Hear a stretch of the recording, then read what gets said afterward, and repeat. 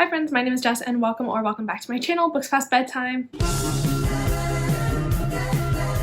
Today I'm going to be talking through my June TBR, more specifically what I'm going to be reading for the best month of the year, Pride Month. As you guys probably know, I read a lot of queer books, so this really isn't going to be that different of a TBR than usual, but I am co-hosting a Pride-themed readathon over on Instagram, aptly named Pride-a-thon, with my friends Christine and Mo over at the Roomies Digest, as well as Catherine, Steph, Sam, Greg, Darian, and Sydney, and it's a really casual, chill bingo board readathon, so if you're interested in participating, it's definitely not too late. It's going on all month. So in this TBR, I'm going to be going over all of the books that I'm planning to read for that readathon, as well as a couple extra things that I have on my list just because, so let's go ahead and hop right into it. So first, as always, I do want to talk through the books that I'm going to be reading for book clubs this month. The first of which is the fan series book club, which I host with Christine, Rachel, and Nicole.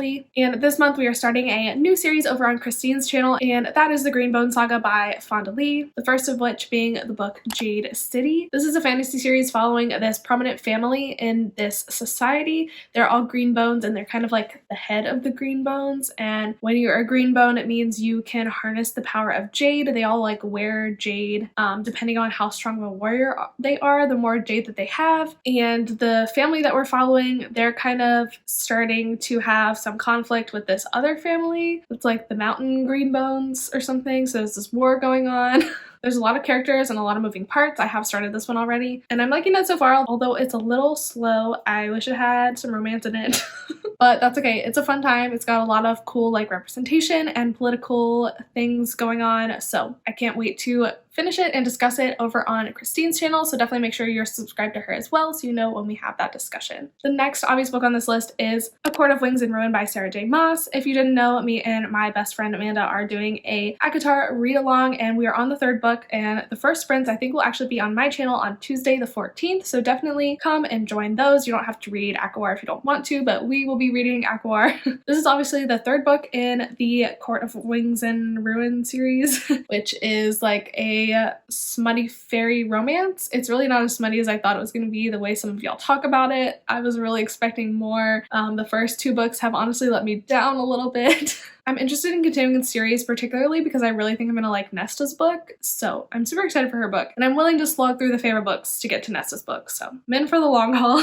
Definitely join us for those sprints. We also have a Discord if you want to discuss the book along with us as we're reading it, so that will be linked down in the description as always. And finally, I say every single month that I'm gonna read the Sugar and Spice Book Club pick, which is a book club hosted by my friends Manda, Sarah, and Lachlan, and I honestly never read it.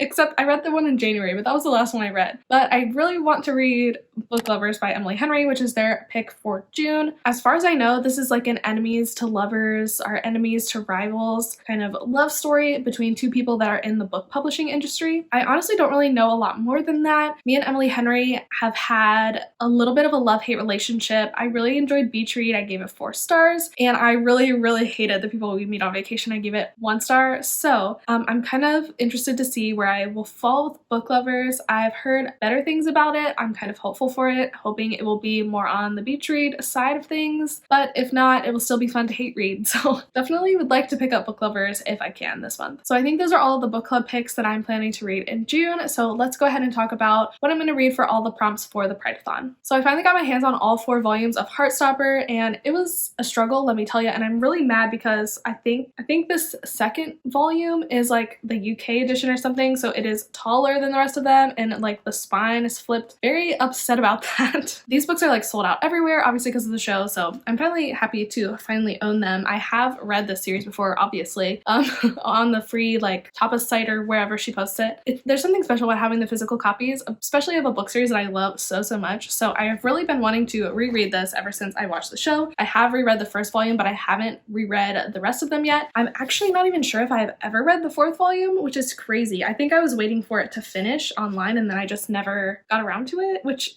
sucks, but I am planning to read it for the first time this month and I am so excited. So lucky for me, there are pride-a-thon prompts that I can fit all 4 of these books into. So the prompt that is a reread of your favorite queer story, I'm obviously going to read Heartstopper Volume 1 by Alice Oseman. If you somehow have been living under a rock and don't know, this is the story of Nick and Charlie and their little cute high school romance, as well as the drama and excitement that happens in their friend group. This is just like a warm hug. It's so lovely and diverse and funny and wonderful, and I just love this series so much. And the Heartstopper TV show is so good. I've watched it like 5 times and it's just amazing. So very excited to reread this one again for like the 4th or 5th time. And then I have Volume 2, which I'm going to count for the prompt coming of age queer story. This whole series is kind of like a coming of age because they're in high school and like having their first real relationship and experiencing those first like teenagery things, you know. This 2nd volume is actually part of the TV show as well. The TV show includes Volume 1 and 2. And I haven't reread this one in a long time, and I've actually heard that there are quite a few differences between this one and the TV show, more so than the 1st volume. So I'm interested to see like how that has changed and what they changed with the TV show. But oh, there's a fun bookmark in here. Anyway, so Volume 2 is definitely on the list, and I'm really hoping to vlog my reread of these, maybe during like a 24-hour readathon or something. So if you're interested in that, definitely subscribe to my channel. And then we have Volume 3, in which Nick and Charlie go to Paris on a school trip, and it's really freaking cute. Also, Tao L happens in this one. And this one I'm going to count for the very obvious prompt of queer graphic novel. And for the 4th volume, which I don't know what happens in this one because I haven't read it yet, I am going to count it for the prompt trans main character because the character Elle in this book is trans. And while Nick and Charlie are technically like the main characters, Tal and Elle specifically are also main characters. It counts. But in case I'm feeling particularly ambitious, I also have A Lady for a Duke on my TBR by Alexis Hall. This is Alexis Hall's newest historical romance release, and it follows a trans main character in this Duke who she used to be friends with when she was a child, but then their families kind of got estranged or something, but then they come back into one another's lives and are trying to have a romance, but it's kind of complicated by the fact that she's trans in like the 1800s, I guess. I don't really know, but I know that I love Alexis Hall so much. I've loved everything I've read by them, so I would really like to read this book this month, but it is quite long, although I do have the audiobook. That's why I have Heartstopper in for that prompt, because it's like a shorter, quicker book that I can get through, and I have a lot of books on my TBR this month. But I want to read A Lady for a Duke so bad, so I might try and read that one this month as well. And then there are a few prompts that I've already completed because it's like the 11th day of June right now when I'm filming this because I am behind. I have been sick, I've been on vacation, I've been working to death. So this video is late. So I've already finished quite a few books for this month, which is good, but not for the purposes of this video. Prompts that I've already completed are a book written by, meaning a book written by a bi author that has a bi main character. For that, I slotted in The Alpha's Warlock by Elliot Grayson. This is a paranormal romance series between a werewolf and a warlock, and they are forced to bond/mate. When our main character Nate is kidnapped and then escapes, but is cursed before he escapes, and so his magic is draining unless he finds some kind of conduit for that magic to go into. Hence the forced, well, it's not really forced, but like the necessity of mating with somebody. And so Nate and Ian mate, and they kind of hate each other. They have this like estranged history where Nate used to date Ian's cousin, even though Ian's cousin treated Nate like crap, and secretly Ian has like always been in love with Nate, so he's not really put upon to do this, but Nate doesn't know. Nate thinks Ian hates him, and it's this whole like convoluted relationship thing. But it's a fun time. I wasn't sure that I would be into nodding, but it was cute, fun, and fresh. So this book was fun. I will talk more about it in my wrap up next month, but our main character Ian is bi, so I slotted it in for this prompt. The second book in the series, The Captive Mate by Elliot Grayson, I counted for the queer baddies prompt, which was like a morally gray queer character, and the main character in this book, Eric, is warlock and a shifter. He's definitely morally gray. In fact, I hated him like the whole book because he just has very strange intentions and does very strange things. Definitely morally gray. He puts a love spell on Matt because he's kind of in this weird situation where he's being held captive, and he puts a love spell on Matt so that Matt will protect him in this situation because Matt's kind of like roped into it. It's again a convoluted kind of enemies to lovers relationship, but it's that whole thing where like once Eric takes a love spell off Matt, Matt doesn't feel any different. Matt doesn't even know he took it off him. And they fall in love. Also nodding. So that counts for that prompt. I've also completed the book with a main character whose sexuality is different from your own by reading the novella that was like the 2.5 book in this series, A Very Armitage Christmas. Matt and Ian's last name is Armitage. They're brothers in this like werewolf clan. It's just like a Christmas novella about the two couples, and Eric accidentally brings zombies back to life from this graveyard, so they have to like fight all the zombies to save Christmas. It's really campy and ridiculous, but I counted this book for the prompt, like read a book with a character who has a sexuality that's different from your own. Obviously, Nate and Eric are both gay men, so that is a different sexuality from my own. So got counted. Then I have also completed the Queer Age Gap Romance Challenge by reading A Lady's Guide to Celestial Mechanics by Olivia Waite. This is a female historical romance between our main characters, Lucy and Catherine. Lucy is an astronomer who has worked under her father for a really long time, and she really wants, now that her father has passed away, she wants to go out in the world and like prove herself as an astronomer, but that's very hard to do as a woman in the 1800s. So she writes to Catherine, who is a frequent correspondent of her father. Her husband was also like a scientist of some type, and they would work together sometimes. Writes to her, or rather I think Catherine writes to Lucy and is looking for a translator for this astrological text that she has. And instead of recommending someone else, Lucy goes to Catherine's house and is like, I will translate it myself because I'm an astronomer and I want to prove myself. And so she convinces Catherine to let her do this. Lucy lives in Catherine's house. They have this romance. It is beautiful and gorgeous. Catherine is about 10 years older than Lucy and has been married previously, but it's kind of like a bi-awakening sort of thing where Lucy kind of helps Catherine out, you know. I counted this for my age gap romance. I have also completed the 2020 Queer New Release Challenge by reading Delilah Green Doesn't Care, finally. I'm so happy I finally read this book. But basically, this is kind of like a small town romance. It follows our main characters, Delilah and Claire. Delilah comes back to the small town that she grew up in to photograph her stepsister's wedding. Delilah has been kind of estranged from her stepsister and her stepmother ever since her father died when she was young and she became an orphan. And she really doesn't want anything to do with her family, but they're paying her a lot of money to come and photograph this wedding. So she agrees, and there she is reintroduced to Claire, who is one of Astrid, her stepsister's best friends from childhood. Claire doesn't know who Delilah is when she first sees her, and she's hitting on her in this bar. But then when she realizes, she's absolutely mortified. But they do kind of have this spark between them. So as they spend more time together with the wedding and everything, they start to get closer. And they also start to get closer because Claire and Iris, who are Astrid's two best friends, decide to hatch this plan to get rid of Astrid's husband-to-be because he is an absolute dick. And they rope Delilah into helping them out a little bit. And Delilah is happy to ruin the wedding because she does not care about her stepsister. But along the way, she kind of realizes that her and Astrid's estrangement has been based on a misunderstanding, and maybe family and friends is what she's been looking for all along. This was a really cute romance. I'll talk more about it in my wrap-up, but it does count as my 2020 Queer New Release for the pride-a-thon. And finally, the last prompt that I've already completed for the pride-a-thon is the prompt for queer parents, and for that I read I Kissed Shara Wheeler by Casey McQuiston. This book is so beautiful. This is the Barnes & Noble like special edition. Like, look at it. Oh, she's gorgeous.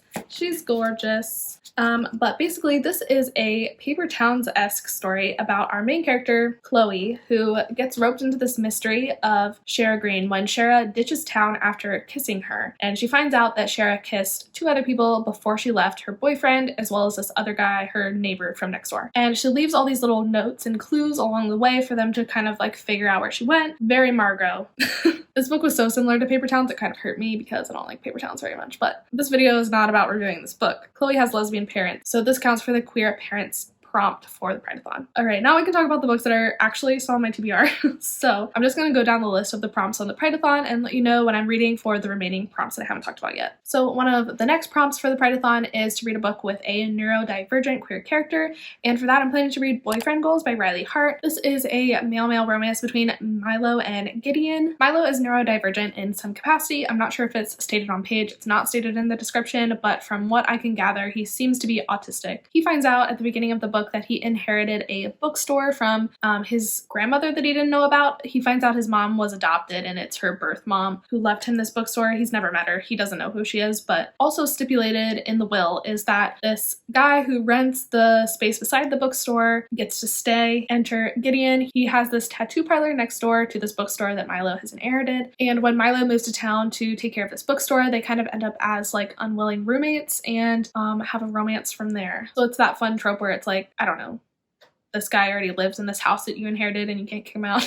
It's a thing, I feel like, in romance that this happens sometimes. Anyway, this is the book I'm planning to read for that prompt. I've never read a Riley Hart before, even though I think that she's pretty prolific in the male romance genre, so I'm excited to finally read a book by her, and this book has pretty good reviews, so I'm looking forward to it. The next prompt is to read a book with a rainbow on the cover. For some reason, this was surprisingly difficult for me to find. I know I could probably like fudge it a bit and just read like a colorful book, but I really wanted one that was like very like rainbow-esque. So I decided to pick up Home Field Advantage by Dahlia Adler. I really liked Dahlia Adler's book released last year, Cool for the Summer, so I'm super excited for this one. Cool for the Summer had like a bi pride flag rainbow on the cover, and this one is just like a rainbow sky. It's very pretty, very colorful, and the most rainbow book I feel like I could find. And it's also like short and YA, so I feel like it'll be quick to get through for readathon. But basically, this is a female high school romance between Jacqueline and Amber. Amber is like the head cheerleader, and Jacqueline is a girl who decides to join the football team and kind of mixes up the small town traditions. I'm super excited for this one and think it will be a fun time. The next prompt on the list is to read a queer middle grade book, and for this prompt, I'm going to finally read Hazel Bly and the Deep Blue Sea by Ashley Herring Blake, and I am so freaking excited to finally have an excuse to read this book. Not that I need an excuse, but like an excuse to push me to finally read it, because I don't know why. I think I have such high expectations for this book that I'm afraid to read it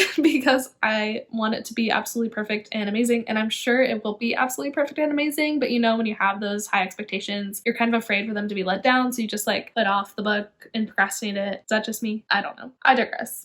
So Hazel Bly and the Deep Blue Sea follows our main character Hazel, who is struggling with grief because she recently lost her mother. Her and her sister and her, I guess it's her godmom, moved to this new small town in Maine. Her godmom has a friend there named Claire, and Claire has a daughter named Lemon. Lemon and Hazel are around the same age, so they kind of form this friendship. Ashley Herring Blake is the queen of writing queer middle grade books, so I cannot imagine Hazel Bly will be any different. I'm so excited to finally read this book. I'm sure it will be 5 stars and on my favorites list for the year. The next prompt is to read a book with an ace author or an ace main character. I found this really hard to settle on something that I might want to read because I feel like a lot of the books that I've seen recently that have ace authors or ace main characters are fantasies, and Jade City and Echo are like my fantasy limit for the month. I cannot read any more fantasy on top of those two, so I was really looking for like a Kindle Unlimited male romance that I could put in here, and I do think I found one, and that is Say You'll Be 9 by Lucy Lennox. Lucy Lennox is also a pretty popular male author, so I'm excited to finally read one of her books. But basically in this book, we're following our main character. His nickname is Nine because he's the 9th of 10 children and everyone calls him Nine. He has this like pretty successful DIY YouTube channel and is approached by this company who wants to sponsor him, but they are interested in sponsoring somebody who's from the LGBT community. Enter a fake dating scenario where Nine calls up the only gay guy he knows in his small Wyoming town and asks him to fake to be his boyfriend. Nine doesn't really do it. It's kind of like there's no like moral quandaries with what they're doing because Nine is just a really nice guy and wants to help donate some of the money to Cooper, whose brother is very sick. Nine's brother actually kind of sets the whole thing up by pretending to be his agent, and Nine just goes along with it because he wants to help Cooper out. And so they are sent to renovate this cabin in the woods, so we've got the forced proximity thing going on. I've actually started this book, if you can't tell. That's why I like know what's happening in it.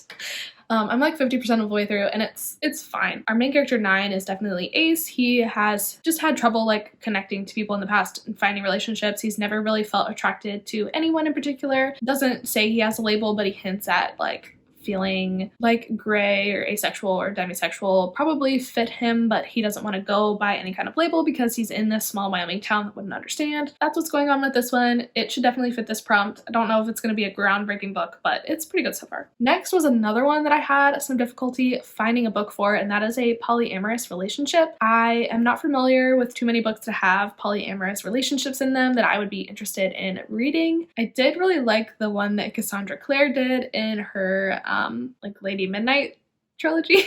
But I'm not rereading those books just for this prompt. So I found a short book that I've heard some buzz about that I think might be fun, and that is A Dowry of Blood by S.T. Gibson. Basically, this is some kind of like Dracula retelling where our main character, Constanta, is like roped into being one of Dracula's brides, and he has this like harem of women, I guess, but he is like a really bad guy. And so Constanta and her fellow consorts kind of, I think, have some kind of polyamorous relationship and try and take down Dracula, something like that. This book's super short. It's less than 250 pages, so I think I can fly right through it. Hopefully it'll be a fun time. Like, it sounds pretty good for what it is, so I'm super excited for this one. The next prompt is to read a book that is queer but is not a romance. I thought about counting Jade Legacy for this. Is that what it's called? Because there is a queer character in there named Andon, but the book isn't like about being queer. Not that it has to be about being queer. I don't know. I just didn't know if it counted or not. So I picked out King and the Dragonflies by Casey Callender, which is a queer middle grade story about grief. I believe our main character's brother dies and he believes that he sees him like reincarnated as Dragonfly and like talking to him that way or something. And I think our main character is also queer and he lives in Louisiana, so there's those kinds of elements in the book. Plus it's like super duper short, would be very quick to get through, so I feel like this isn't like a big burden to add to my TBR in order to count a book that I feel good about for this prompt. The next prompt on the list is queer space travel, and for that I'm going to read the only book that I could possibly think of, Winter's Orbit by Everina Maxwell. I kind of want to include this book in like a queer SFF vlog, so I might do that coming up maybe in July, but I definitely would like to read this book this month for this prompt. This is a queer love story. It's a marriage of convenience. I don't know if it's a marriage of convenience, more like it's like an arranged marriage between these two boys from rival planets. Queer love story in space. What's better than that?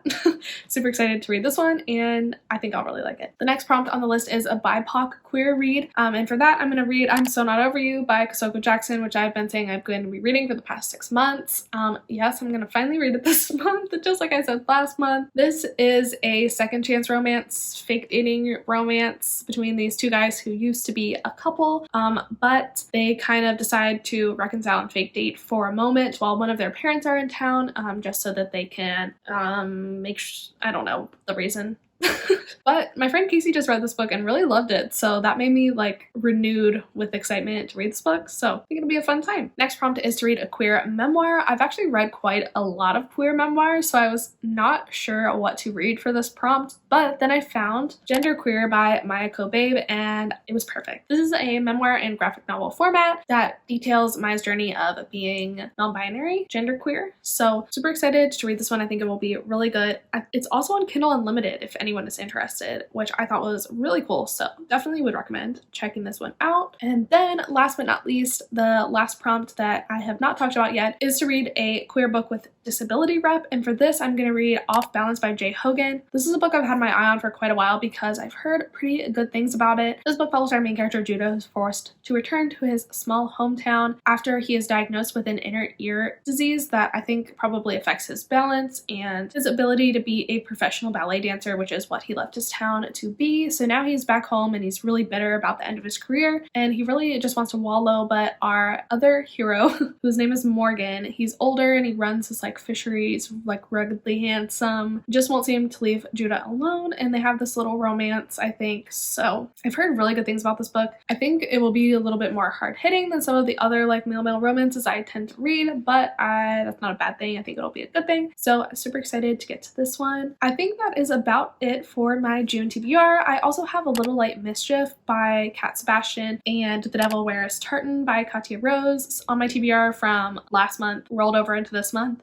They're a historical female romance and a contemporary female romance respectively, and I will hopefully get to them if I have time. A Little Light Mischief is a novella, so I should definitely get to that one. I don't know about the other one. We will see. We'll see what I have time for. I have quite a lot of books here on this TBR, so I don't know what I'll have time for. Hopefully all of them. I've been doing pretty good so far this month, so we will see. Yeah, I believe that's all I have for you today. If you enjoyed this video, definitely subscribe and like. I'm trying so hard to be more consistent with video content, so if you have anything in particular that you would like to see from me, I'm always down to hear ideas. You can also follow me on Instagram. I'm pretty active over there, or try to be. Yeah, that's pretty much it. So thank you so much for being here, and I will see you in the next one. Bye.